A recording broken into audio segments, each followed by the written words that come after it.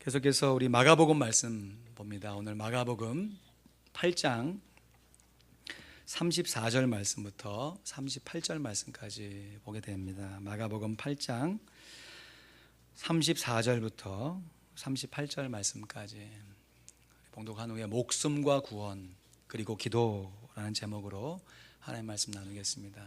마가복음 8장 34절부터 38절 말씀까지 다 같이 봉독합니다. 시작. 무리와 제자들을 불러 이르시되 아무든지 나를 따라오려거든 자기를 부인하고 자기 십자가를 지고 나를 좇을 것이니라. 누구든지 제 목숨을 구원코자 하면 잃을 것이요 누구든지 나와 복음을 위하여 제 목숨을 잃으면 구원하리라.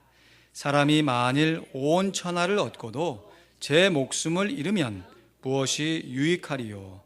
사람이 무엇을 주고 제 목숨을 바꾸겠느냐? 누구든지 이 음란하고 죄 많은 세대에서 나와 내 말을 부끄러워하면 인자도 아버지의 영광으로 거룩한 천사들과 함께 올 때에 그 사람을 부끄러워하리라. 아멘. 죽고자 하면 살 것이요 살고자 하면 죽을 것이다. 누가 한 말이죠? 충무? 제가 한 말이에요? 임진왜란이 한참 진행되는 명랑해전이 있기 바로 한 달 전에 이순신 장군이 그의 일기 가운데 이런 기록을 남깁니다. 1597년 9월 15일 맑음 병법에 이르기를 필사즉생 필생즉사 반드시 죽으려 하면 그것이 곧 사는 것이고 반드시 살려고 하면 그것은 곧 죽는 것이다. 그러면서 일부당경 족구천부 한 사내가 길목을 지키면 천 사내를 떨게 하기에 족하다. 그랬으니 이는 오늘 우리의 상황을 두고 한 말이다 하면서 병사들의 사기를 돋구었습니다. 수군 12척의 배로 외선 330척의 배와 싸워서 승리한 대전, 전쟁사의 길이 남을 위대한 승리이죠. 병법이라고 얘기했습니다. 아마 손자병법을 얘기하는 것 같은데 오늘 이 죽고자 하면 살고 살고자 하면 죽게 된다. 한 사람이 자기 길목을 잘 지키게 되면 천 사람을 감당할 수 있게 된다. 여러분 이 말씀이 꼭 오늘 본문의 말씀하고 이순신 장군이 오늘 본문 말씀을 다 묵상하고 그 말씀을 지금 병사들에게 나누었던 그런 느낌이 좀 안 드십니까? 오늘 본문 35절 말씀 우리 다 한번 읽어볼까요? 시작. 누구든지 제 목숨을 구원코자 하면 잃을 것이요 누구든지 나와 복음을 위하여 제 목숨을 잃으면 구원하리라. 신앙의 역설이죠. 살려고 하면 죽고 죽고자 하면 오히려 그것을 통해서 구원을 받는다. 예수 그리스도 한 분의 공로로 말미암아 이 온 인류의 구원의 길이 하나님의 계획 안에서 아름답게 열리게 된 그 사실, 예수님께서 제자들을 향해서 지금 너희가 나를 따라오려면 이러한 삶의 각오를 가지고 나를 따라와야 한다. 지금 외국군과 함께 전쟁을 앞둔 그 상황 속에서 너희가 이 전쟁에서 승리하려면 죽고자 하면 살고 살고자 하면 죽는다. 아주 결연한 각오로 병사들을 격려했던 것처럼 예수님의 사건이 훨씬 더 오래전에 있었기 때문에 예수님께서 먼저 제자들을 향해서 너희가 이제 나를 따라오려면 이러한 삶의 자세를 가지고 각오를 가지고 따라와야 한다. 제자들의 정신 상태를 다시 한번 환기시켜주고 계시죠. 스스로 자기 목숨을 구원하려고 하면 잃게 되고, 자기 자신의 목숨을 주님과 복음을 위해서 버리게 되면 오히려 구원을 얻게 된다. 그렇다면 여러분, 구체적으로 우리가 주님을 위해서 어떻게 목숨을 바쳐야 할까요? 이순신 장군의 말씀을 들은 병사들은 정말 실제적으로 자기의 한 목숨을 바쳐서 나라를 지키다 전사하였습니다. 그렇다면 예수님의 자기의 목숨을 구원커자 하면 잃게 되고 자기의 목숨을 잃으면 구원하게 된다 하는 이 말씀을 지키기 위해서 과연 우리는 우리의 목숨을 어떻게 버려야 할까요? 이에 대한 예수님의 말씀이 오늘 본문, 오늘 35절 말씀 전에 34절 말씀이죠. 유명한 말씀인데, 무리와 제자들을 불러 이르시되 아무든지 나를 따라오려거든, 너희가 그렇게 목숨을 버리고 나를 따라오려면 자기를 부인하고 자기 십자가를 지고 나를 좇을 것이니라. 우리가 주님을 위해서 목숨을 바쳐가면서 주님을 쫓아가는 두 가지 구체적인 방법으로 예수님께서 먼저는 자기를 부인해야 된다, 또한 자기의 십자가를 지고 예수님을 쫓아가야 한다 말씀하세요. 한 주간 이 말씀을 가지고 설교를 준비하고 씨름하는데 둘 다 만만치 않은 거예요. 자기를 부인하는 것도 만만치 않고 자기 십자가를 지고 예수님을 쫓는 것도 결코 만만치가 않아요. 그래서 이 짧은 시간 이 두 가지 주제를 함께 얘기하려니까 시간이 너무 부족해서 오늘은 자기를 부인하는 것이 구체적으로 어떻게 부인을 하는 것인가에 대해서 좀 집중해서 살펴보고, 연이어서 다음 시간에 자기 십자가를 지고 예수님을 쫓아간다는 것이 어떤 의미인지, 우리가 어떠한 삶의 자세를 가지고 예수님을 쫓아가는 것에 대해서 살펴보고자 하는 것이에요. 여러분, 예수님의 제자가 된다는 것은 먼저 자기를 부인하는 것입니다. 자기를 부인하는 것. 자기를 부인하고, 우스갯소리인데 어떤 어설픈 신학생이요, 신학교에서 예배를 드리다가 좀 잤는지 졸았는지 목사님이 예수님을 쫓으려면 자기 부인하고 예수님을 쫓아야 합니다 이렇게 얘기하니까 이 학생이 예배가 마친 후에 목사님을 찾아가서, 목사님, 예수님을 따라가려면 꼭 결혼을 해야 됩니까? 자기 부인하고 함께 예수님을 쫓아가야 됩니까? 엉뚱한 소리를 했다고 그래요.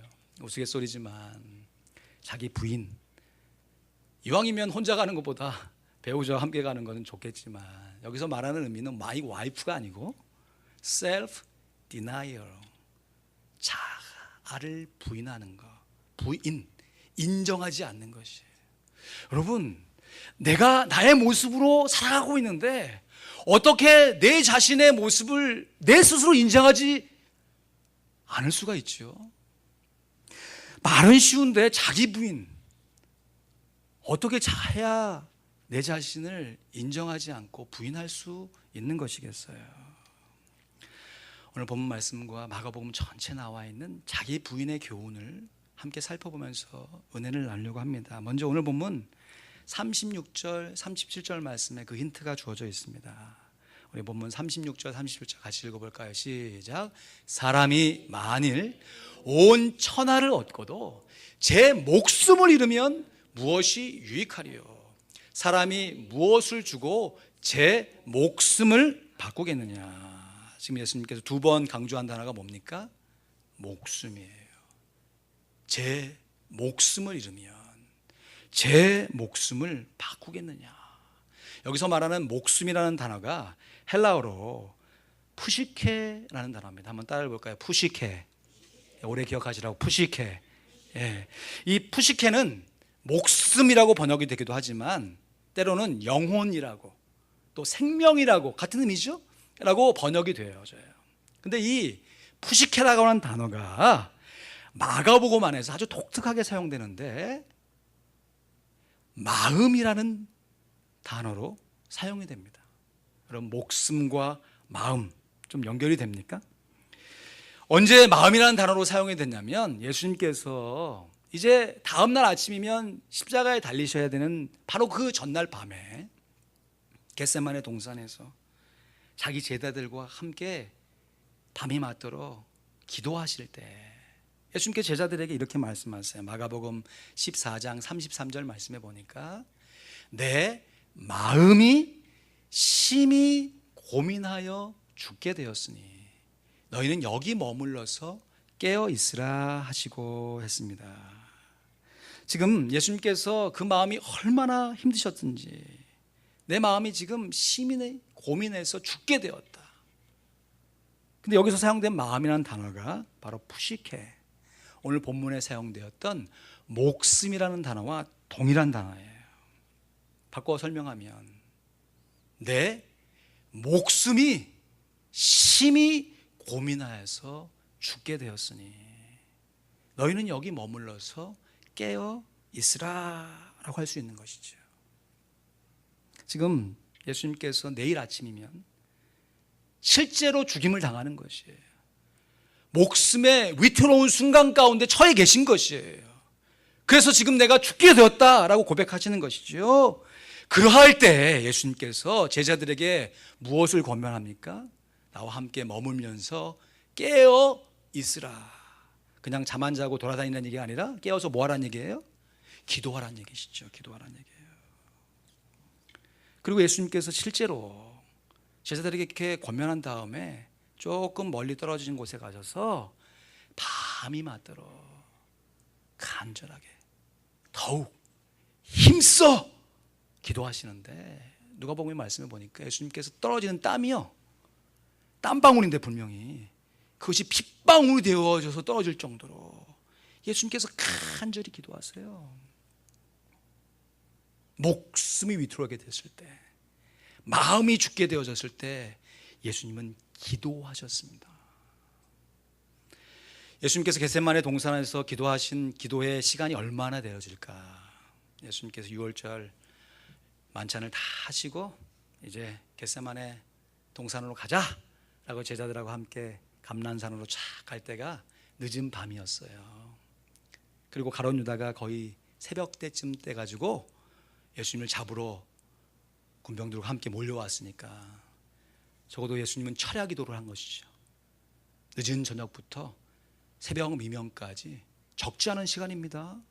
낮 시간만 해도 적지 않은 시간인데 밤에 그것도 땀방울이 핏방울이 되도록 간절히 기도하셨다면 예수님이 기도하셨던 기도의 내용이 얼마나 많으시겠어요.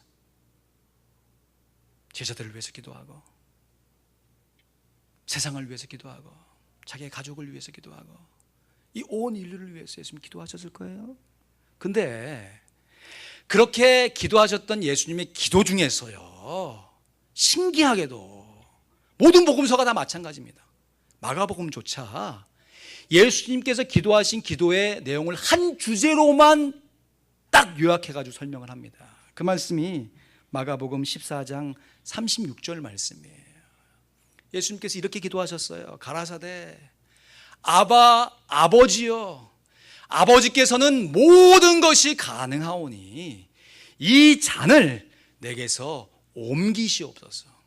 그러나 나의 원대로 마옵시고 아버지의 원대로 하옵소서 하시고, 지금 하나님을 아버지라고 부르시면서 간구해요. 예수님께서 십자가를 지기 위해 이 땅에 오셨지만 그 당해야 할 고통을 인간적으로 생각하면 감당해내기가 쉽지 않잖아요. 전능하신 하나님은 모든 것을 다 하실 수 있으니까 이 잔을, 이 고난의 잔을 제게서 좀 지나가게 해주십시오. 저의 어려움을 좀 해결해 주십시오. 하나님께 간구한 거예요. 근데 그 기도가 거기서 끝났나요? 그러나 나의 원대로 마옵시고 아버지의 원대로 하옵소서. 지금 자기의 자아를 겟세마네 동산에서 부인하고 계시는 예수님의 기도의 모습을 보게 되는 것이에요. 간절하게 오랜 시간 기도했는데 기도했던 한 주제가 뭡니까? 자기를 부인하시는 기도예요. 나의 원대로 마옵시고 아버지의 원대로 하옵소서. 기도를 통한 자기 부인. 사랑하는 성도 여러분, 예수님조차 기도를 통해서 이러한 모습으로 자기를 부인하셨다면 우리들이야, 연약하고 부족한 우리들이야 얼마나 간절하고 진실하게 자기를 부인하는 기도를 하나님께 드려야 하겠어요. 예수님께서 자기의 원대로가 아니라 하나님의 원대로 되게 하라 하는 기도를 드셨는데, 여러분 우리가 드리는 기도의 대부분의 모습은 뭡니까? 하나님의 원은 제가 아니까 잘 압니다. 하지만 저의 원대로 좀 되게 해 주십시오 라고 하는 기도가 우리의 대부분의 기도의 내용이 아닙니까? 그나마 그렇게라도 기도하는 사람은 하나님께서 기도의 반복의 훈련을 통해서 자기를 부인하는 기도로 인도해 주세요. 근데 안타깝게도 기도를 해야 될 상황조차도 기도하지 않는 모습. 예수님께 제자들 향해서 날마다 철야하라고 말씀하신 거 아니죠. 이제 곧 내일이면 내가 십자가에 달려 죽게 되었으니까 너희가 지금 이 순간만큼은 좀 깨어서 나와 함께 기도해다오 부탁하셨잖아요. 근데 그 예수님께서 기도하시고 제자들에게 딱 오니까 제자들이 어떤 모습이었나요? 졸음을 이기지 못하고 잠을 자고 있는 모습. 예수님께서 안타깝게 베드로에게 이렇게 말씀하셔요. 내가 1시 동안도 나와 깨어 기도할 수 없느냐. 영어로 말하면 네가 1 hour 1시간 동안도 나와 함께 깨어서 기도할 수 없냐. 예수님께서 안타까운 마음으로 베드로를 책망하셨어요. 결국 자기 부인을 위해서 기도해야 할 그 순간에 기도하지 않았던 베드로, 동일한 마가복음 14장이에요. 겟세마네 동산에서 기도하지 못했던 베드로, 예수님께서 십자가에 달리시기 전에 장로들과 대제사장들과 서기관들에 의해서 사로잡힘을 받고 신문을 받은 그 순간에 베드로가 어떠한 모습을 보였어요? 자기를 부인하긴커녕 누구를 부인합니까? 예수님을 부인하잖아요.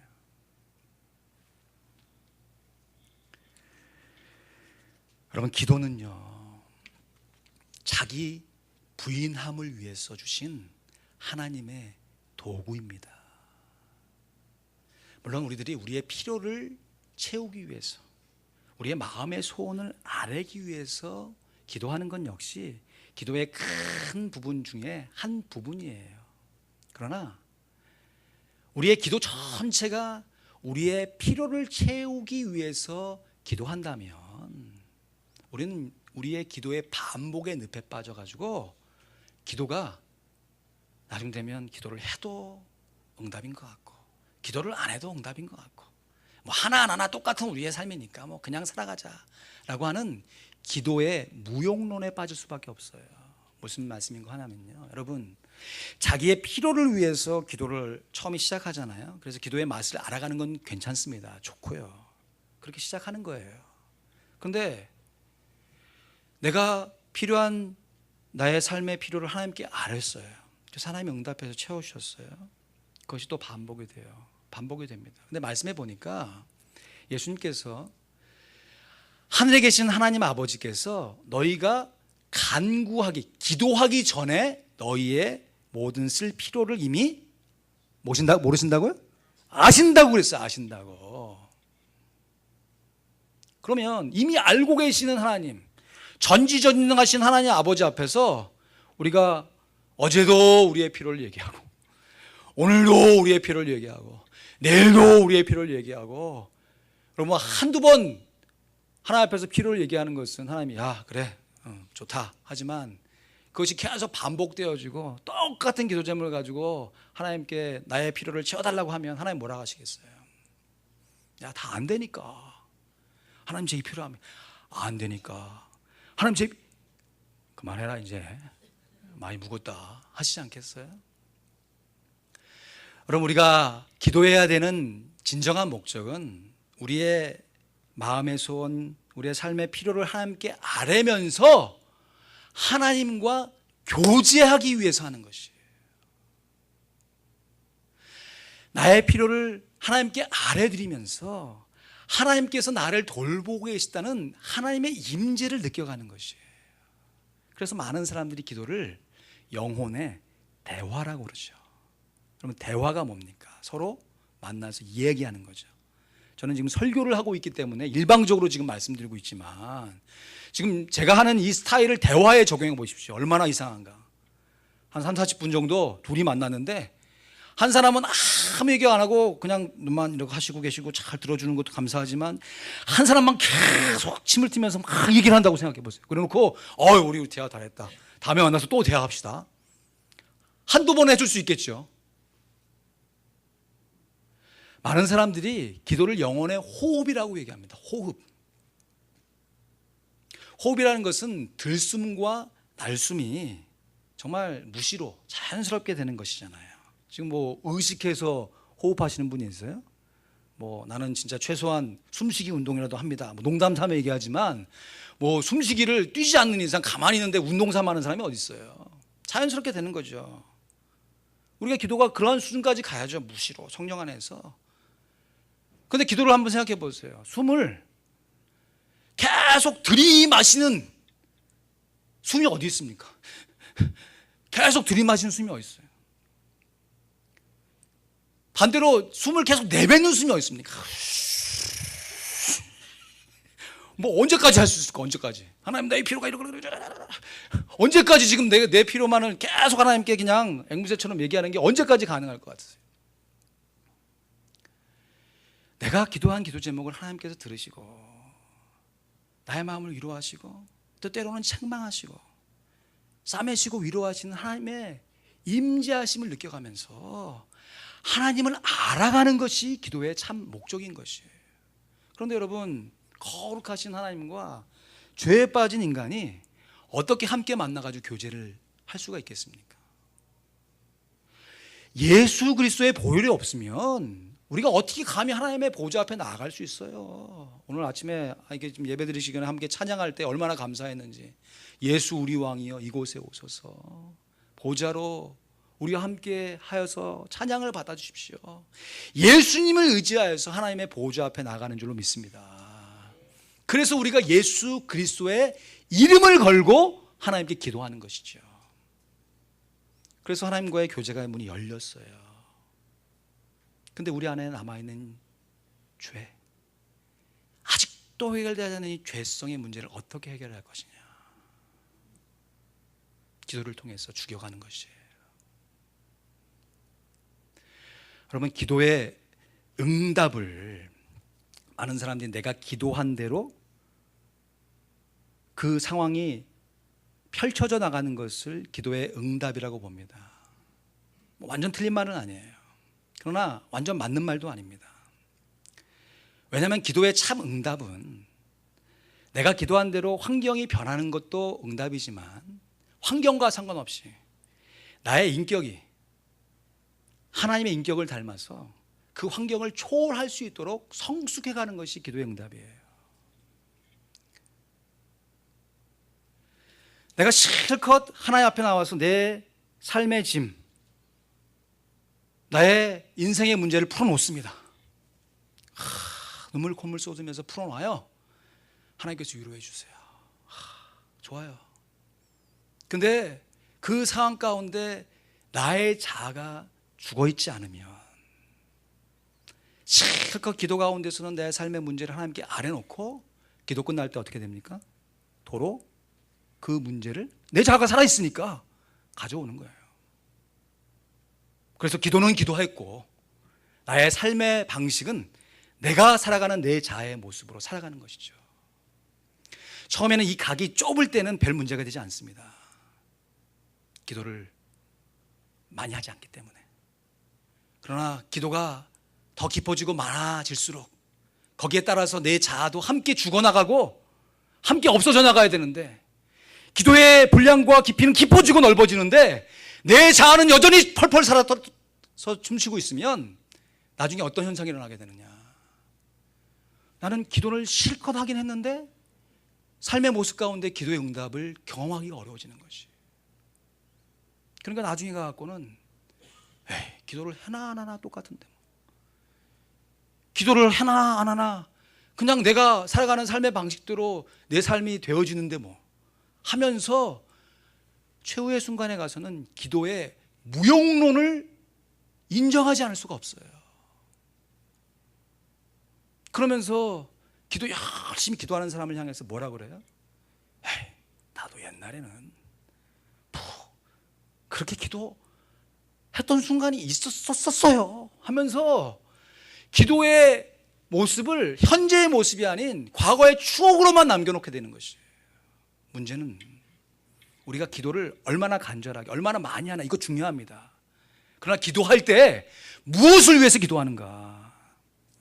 내가 나의 삶의 필요를 위해서 채워서 기도하는 것, 기도의 입문에 필요하다니까요. 그러나 반복되는 기도 가운데 여전히 그 문제에만 함몰돼 가지고 기도의 제목이 머물러 있다면 살아있는 나의 자아가 나의 기도 제목을 가져가는 것이에요. 하나님께로 인도돼야 될 나의 기도의 제목을 내가 중간에 가로채는 것이에요.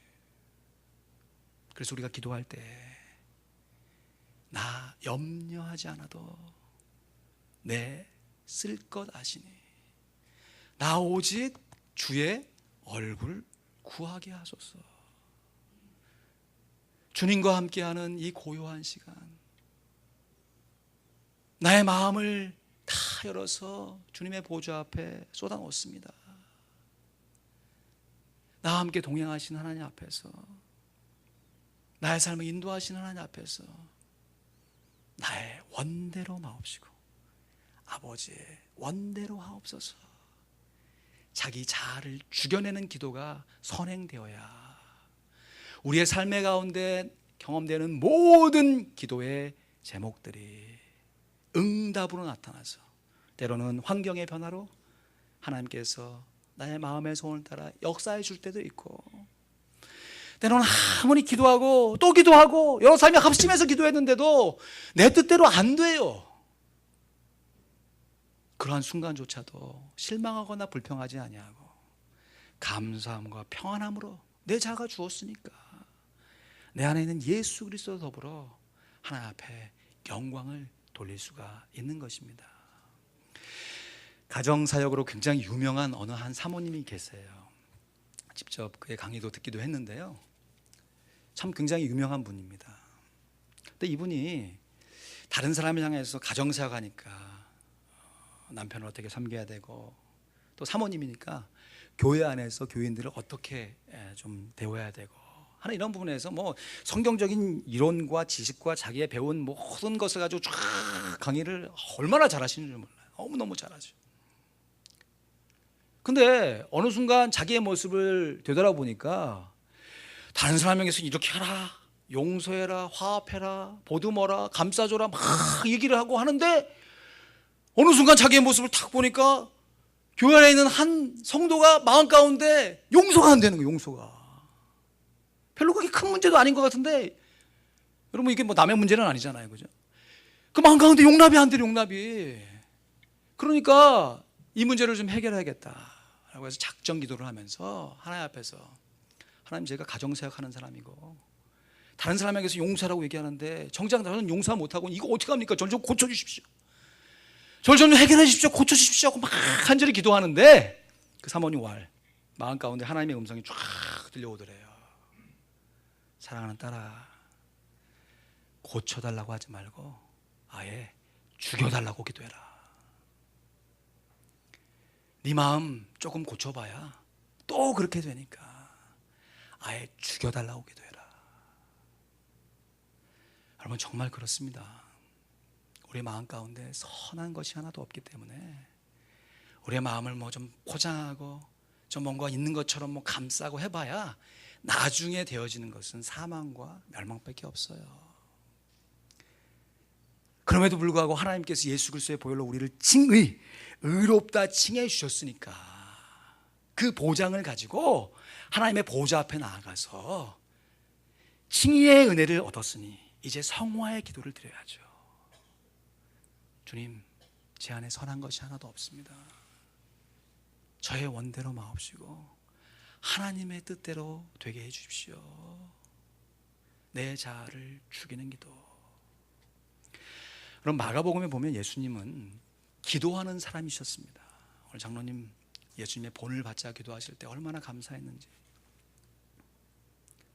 마치 설교의 본문을, 기도의 내용을 서로 공유한 것 같은, 전혀 그런 일이 없었음에도 불구하고 마가복음 1장 시작부터 예수님께서 사역을 시작하면서 사람들이 막 몰려오는 그 순간 속에서도 예수님께서 새벽 미명에 일어나서 한적한 곳에 가셔서 따로 기도하십니다. 이것이 우리가 새벽에 나와 기도하는 기도의 모범이 되는 것이죠. 어떤 사람 옛날 우리나라 사람들이 새마을 운동하고 새벽종이 치고 옛날 정한수 떠서 기도했다가 핑계 대지 마시고 새벽 기도의 원조는 예수님이세요. 아멘. 예수님이 새벽에 기도하니까 우리도 새벽에 기도하는 것이 다른 이유가 없습니다. 그 바쁜 와정 가운데 식사할 겨를이 없어요. 식사할 겨를이. 그런데도 예수님께서 따로 시간을 내서 한적한 곳에서 기도하셨어요. 사역의 중반으로 와서 예수님께서 오병이어의 기적을 일으키세요. 많은 사람들이 예수님 우리 왕을 삼아야겠다 라고 해서 예수님 막 떠받들여가는 그 상황 가운데 예수님께서 의도적으로 그 사람들하고 벗어나셔서 제자들을 먼저 배에 태우시고 건너편을 가게 하신 다음에 예수님께서 산에 가셨습니다. 성경에는 분명하게 기록하고 있지만 여러분 산에 가서 예수님이 뭐 하셨겠어요? 기도하셨겠죠. 그리고 예수님께서 십자가에 달리실 바로 내일 아침이면 오전 9시에 십자가에 달리실 그 순간을 앞에 두고 그 전날 얼마나 불안합니까? 얼마나 초조합니까? 여러분 이거 다른 사람 얘기가 아니라 우리의 얘기로 한번 가져오면 내일 사업상 만나야 될 어떤 중요한 일들이라든지 내가 해결해야 할 어떤 고민이라든지 어떤 내 삶의 고민들을 앞에 놓고 우리가 얼마나 초조해져요.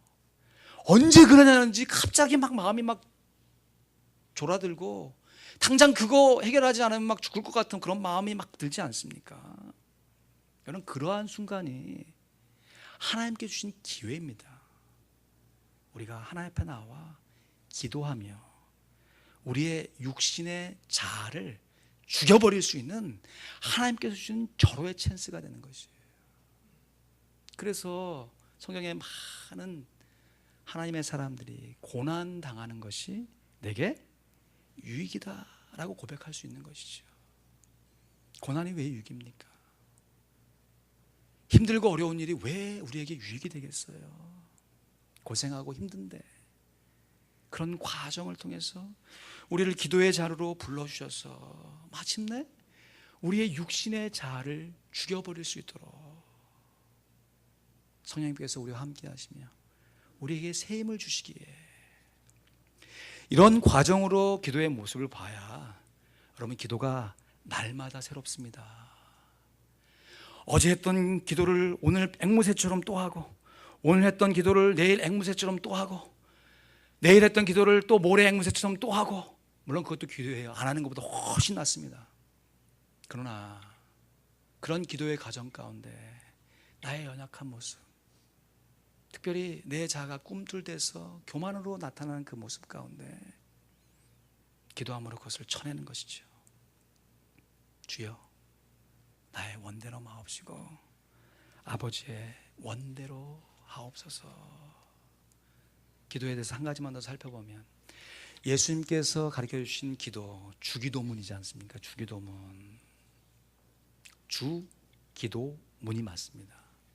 근데 그 안에 기도 자아를 죽이지 않는 기도가 쏙 빠지면 주기도문에서 뭐만 남아요? 주문만 남아요. 주문만. 이방 종교도 그렇게 하잖아요. 하면서 계속 자기 열심을 가지고 그 신을 달래가지고 뭔가 얻어내려고 하는. 주기도문의 시작이 뭡니까? 하늘에 계신 우리 아버지예요. 하나님을 아버지로 고백하는 것이에요. 관계를 갖자는 거죠. 그러면서 이름이 거룩히 여김을 받으시오며 첫 번째 기도 제목이 하나님의 이름이 거룩해지기를 간구하는 것이에요. 나의 이름이 드러내는 것이 아니라 하나님의 이름이 드러내는 것이. 기도 제목의 맨 마지막이 뭡니까? 대개 나라와 권세와 영광이 누구에 있다고요? 아버지께. 하나님을 아버지라고 불렀는데 하나님께 있다고 고백하면서 끝나는 것입니다. 예수님께서 가르쳐주신 주 기도문은 하나님의 이름이 거룩해지고 하나님께서 영광을 받는 것이 시작과 끝이에요. 여러분, 나의 필요가 채워지는 것이 기도가 아닙니다. 기도의 한 부분일 수 있지만 기도의 모든 것이 아니에요. 하나님의 영광이 드러나는 것이 기도입니다. 내 뜻이 이루어지는 것이 기도가 아니고요, 하나님의 뜻이 이루어지는 것이 기도입니다. 내 이름이 높아지는 것이 기도가 아니고 하나님의 이름이 거룩해 여김을 받는 것이 기도인 것이에요. 그러려면 우리 안에 들어있는 이 죄의 문제, 이 자아의 문제를 기도함과 더불어 해결해야죠. 이거는 쏙 빼고 내가 할 기도 제목만 다 얘기해 놓고 기도 끝난 다음에 다시 그 문제를 갖고 돌아 나오는 우리의 모습. 저를 포함해서 많은 사람들이 삶의 문제를 여전히 해결하지 못하고 여전히 기도하고 있음에도 마음에 불안하고 염려하고 불평과 엉망이 가득한 이유는 기도는 하긴 하지만 그 기도를 통해서 자기의 자아를 죽여내지 못하기 때문인 것이에요. 너희 염려를 다 주께 맡겨버리라. 이는 그가 너희를 권고하심이니라. 우리의 자아를 맡기고 죽이고 우리의 필요를 주님께 맡겨야 되는데 맡긴 후에도 여전히 살아있는 나의 자아, 그 자아가 나의 염려를 다시금 갖고 나오게 되는 것이에요. 말씀을 맺습니다. 우리들이 목숨을 바쳐서 주님을 따른다고 하는 것은 우리의 자아를 부인하면서 하나님께 나와 기도한다는 것이에요. 나의 자아를 죽이기 위해서 날마다 무시로 성령 안에서 기도하는 것이 우리의 기도의 목적이 되어야 하는 것입니다. 기도는 우리의 소원을 하나님께 아뢰는 통로입니다. 그러나 분명한 것은 기도는 우리의 자아를 죽이는 하나님의 도구가 되는 것입니다. 딤전사어, 하나님의 말씀과 기도로 거룩하여짐이니라. 오늘도 이러한 기도를 통해서 우리를 초청하시고 겟세마네 동산에서 우리와 함께 기도하자 말씀하시는 예수님의 음성에 순종하는 우리가 되길 원합니다. 이렇게 자기를 부인하는 것이 곧 예수님을 위해 목숨을 버리는 것이고, 목숨을 버려서 예수님을 쫓아가는 것은 곧 자기를 부인하여 기도하는 것입니다. 기도하겠습니다. 여러분, 이 시간 우리의 기도의 목적과 우리의 기도의 모습을 오늘 말씀에 비추어서 다시 한번 살펴보길 원합니다. 아무든지 나를 따라오려거든 자기를 부인하고 어떻게 우리가 우리의 자아를 부인할 수 있습니까? 이만큼이면 됐다 싶은 그 순간에 삐짓고 들어오는 나의 자아를, 이만큼 사역했으면 됐다 마음을 놓는 그 순간에 삐짓고 들어오는 나의 자아를 우리가 우리 힘으로 어떻게 죽일 수 있습니까? 사람의 힘으로 되지 않지만 성령의 능력으로 되는 줄로 압니다. 그래서 주님께서 우리로 하여금 기도하라 말씀하십니다. 우리가 기도하면 하나님께서 기도를 통하여서 우리의 자아를 박멸시켜 주시고 우리의 육신을 소멸시켜 주시고 우리 안에 있는 성령의 소욕대로 살아갈 수, 그래서 하나님 앞에 우리의 마음을 통하여서 하나님께 영광 돌릴 수 있도록 우리의 삶을 인도해 가 주실 것입니다. 어려운 말씀이지만 실제적인 말씀입니다. 이번 한 주간 남은 평생 내 자아를 죽이는 기도를 통하여 자기를 부인하고 예수님을 쫓아가는 예수님의 제자가 되게 해달라고 이 시간 들으신 말씀을 마음에 새기면서 하나님 앞에 은혜를 간구하는 시간 되길 원합니다. 기도하겠습니다.